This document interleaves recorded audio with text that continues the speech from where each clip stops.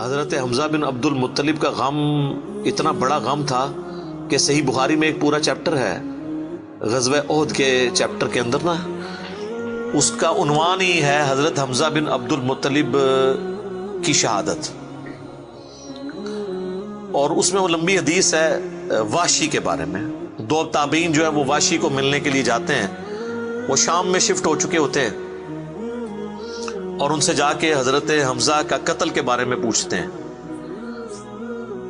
تو واشی بتاتے ہیں کہ جی میری یعنی ڈیوٹی لگائی گئی تھی جبیر بن مطعم کی طرف سے۔ خیر وہ جبیر بن مطعم بعد میں وہ بھی مسلمان ہو گئے، وہ بھی صحابی ہیں، اور ہند جو بیوی تھی ابو سفیان کی، اس نے اپنے باپ کا بھائیوں کا بدلہ لینا تھا، تو وہ کہتے ہیں میں ایک پتھر کے پیچھے چھپ گیا اور میں انتظار میں رہا کہ میں موقع ملتے ہی سامنے آ کے وہ نہیں لڑا، اس نے چھپ کے جو ہے نا وہ نیزے کا وار کیا، اور وہ کہتے ہیں ناف والی جگہ پہ میں نے نیزہ مارا اور وہ آر پار ہو گیا، اس کی وجہ سے حضرت حمزہ کی ڈیتھ ہو گئی۔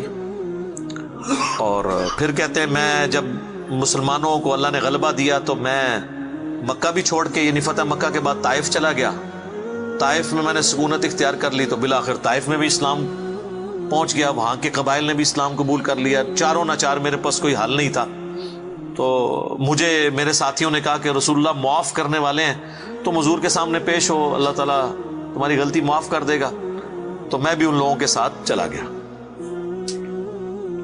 اب وہ نبی الاسلام کے سامنے پیش ہوئے، صحیح بخاری کے الفاظ ہیں کہ نبی الاسلام نے پوچھا واشی کا یا رسول اللہ واشی ہوں، قاتل حمزہ کا یا رسول اللہ۔ آپ امیجن کریں، آپ فرمایا کہ واشی تیرا جو یہ عذر ہے میں اس اعتبار سے اسلام قبول کرتا ہوں، لیکن کیا تم یہ کر سکتے ہو کہ مجھے اپنی شکل دوبارہ نہیں دکھانی؟ اچھا یہ حضور کا ہی حوصلہ تھا، ادروائز تو اس کا گاٹا اترنا چاہیے تھا، ٹھیک ہے، کیونکہ اب جب کہ غلبہ اسلام کا ہو گیا اس کے بعد اسلام قبول کرنا، لیکن حضور کی شفقت تھی۔ لوگ اگلے جملے کو تو دیکھتے ہیں کہ حضور نے کہا مجھے شکل نہیں دکھانی، اور وہ یعنی سمجھتے ہیں کہ شاید حضور نے سختی کی ہے یا ایک فنیٹک اپروچ ہے، ایسا نہیں ہے۔ آپ دیکھیں کسی کی جان بخشی ہو گئی ہے، یہ چھوٹی بات ہے۔ تو اس پہ میں اکثر جملہ بولا کرتا ہوں کہ چچا سے زیادہ انسان کو اپنی اولاد سے محبت ہوتی ہے۔ قاتلین حسین جو ہیں، قاتلین حسن ہیں، ان کے ساتھ قیامت کے دن رسول اللہ کا کیا ایٹیچیوڈ ہوگا ایز کمپیئر ٹو قاتلین حمزہ ابن عبد المطلب۔ کوئی شخص دنیا میں کہہ سکتا ہے کہ جی مجھے اپنے چچا سے اپنی اولاد سے بھی بڑھ کے محبت ہے، تو اس کا تو ذہنی توازن بگڑا ہو تو لادہ بات ہے، یہ جھوٹ بول رہا ہوگا۔ تو یہ کربلا جو ہے یہ کوئی چھوٹی چیز نہیں میرے بھائیوں، اور اس سے یہ بھی پتا چلا کہ غم کبھی بھی ہلکا نہیں ہوتا۔ فتح مکہ کے بھی بعد کی یہ بات ہے، یعنی حضرت حمزہ کی شہادت کو کم از کم 5 سال تو گزر چکے تھے۔ 3 ہجری میں غزوہ احد ہوئی ہے اور 8 ہجری میں فتح مکہ، اس کے بھی بعد کا واقعہ ہے یہ، 8 کا بھی ہو سکتا ہے 9 کا بھی، چلو کم از کم بھی 5 سال۔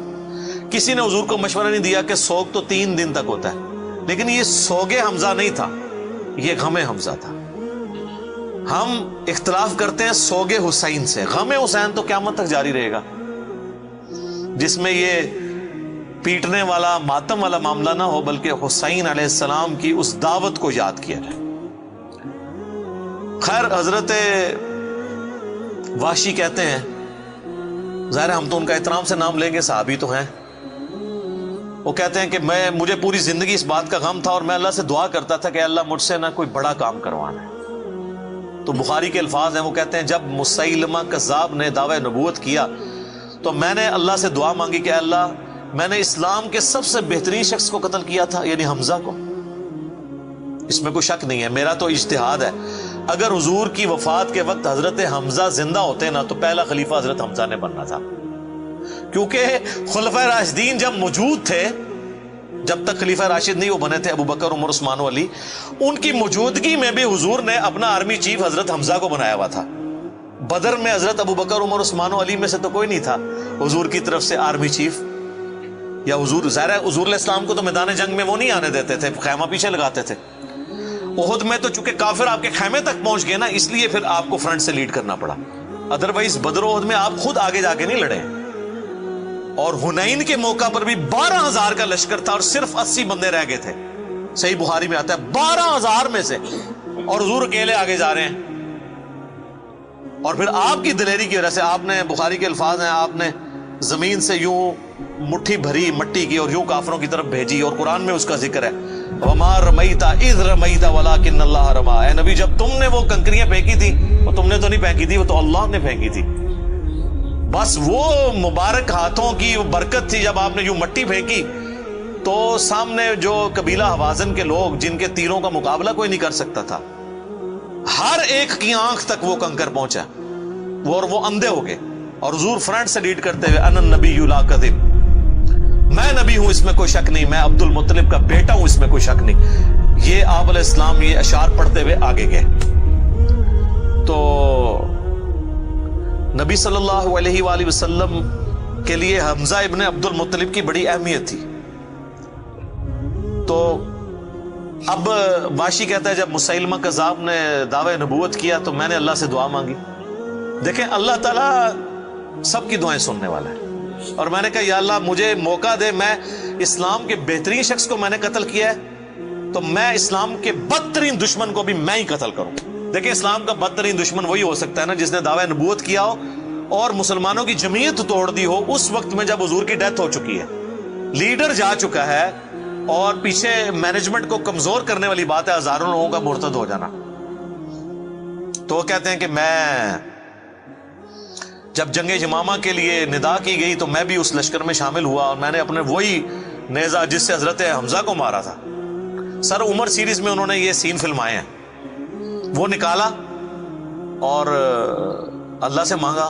اور کہتے ہیں میں نے دیکھا کہ وہ گھنگریالے بالوں والا جو ہے وہ اونٹ کی رنگت کا اس کا جسم وہ دیوار کے ساتھ ٹیک لگائے ہوئے کھڑا ہے. تو میں نے پوچھا کہ وہ مسیلمہ کذاب کون سا ہے, تو انہوں نے بتایا یہ ہے. انہوں نے دور سے اس کو مارا, ان کا نشانہ تو بڑا زبردست تھا, تو وہ مارا گیا اور گر پڑا زمین کے اوپر اس نیزے کے وار سے. پھر ایک انصاری صحابی نے آگے بڑھ کے اس کی گردن کاٹ دی.